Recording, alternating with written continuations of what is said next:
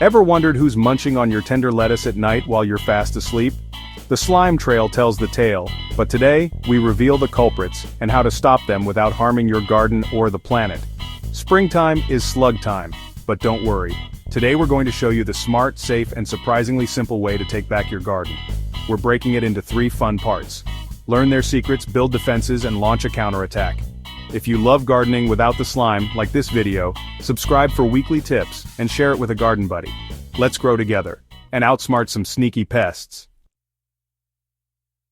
In the grand theater of the garden, a drama unfolds each night. Our protagonists, the humble gardener, diligently tending their leafy charges. But a silent, unseen antagonist lurks in the shadows, the common garden slug.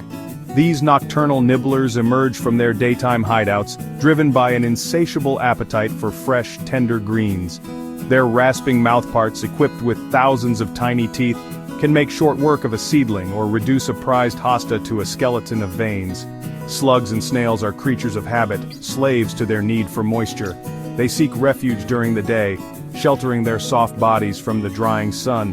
Think like a slug. If you were slimy and shy, you'd hide in dark, damp spots during the day.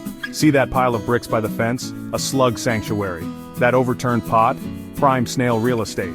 By understanding their habits, we can predict their movements and mount a cunning defense. Now that we've met our miniature marauders, it's time to fortify our gardens against their nightly raids. Think of it as constructing a medieval fortress, but instead of stone walls and moats, we'll be employing clever deterrents and natural barriers. Our first line of defense is a simple yet effective perimeter. Copper tape around your raised beds or encircling your prized roses will send those slimy invaders slithering in the opposite direction.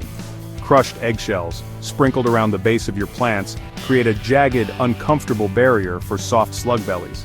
Plastic bottles, cut to size and placed over your young plants, act like miniature greenhouses, keeping the slugs at bay while allowing your plants to thrive.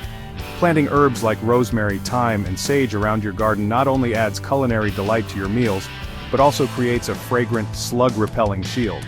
Encourage natural predators like birds and frogs to make your garden their home.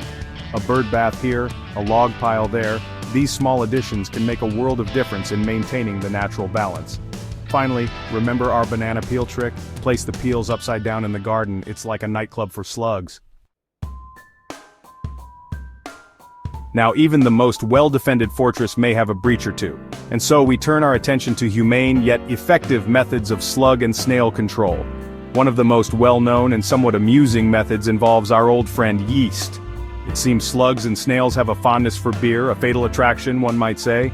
A shallow dish filled with beer and placed at ground level acts as an irresistible lure. They crawl in for a sip, but alas, they never crawl out. Another natural weapon in our arsenal is diatomaceous earth. This fine powder, made from the fossilized remains of diatoms, is harmless to humans and pets, but deadly to slugs and snails. A light dusting around your plants will create an effective, yet humane barrier. By incorporating slug-resistant plants into your garden, you can create a landscape that is both beautiful and resilient. Think geraniums with their fuzzy leaves, or lavender with its pungent aroma.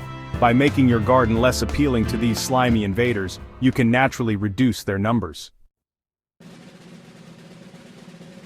Now you know who the real garden gliders are, and how to stop them before they chew your dreams away. You've built barriers, outwitted their hiding spots, and even set some clever traps. Your garden is no longer a slug buffet, it's a fortress of fresh food and flowers. If this helped you, give us a thumbs up, subscribe, and share this with a gardener who's had enough of the slimy surprise. We've got more clever, kind gardening tricks every week.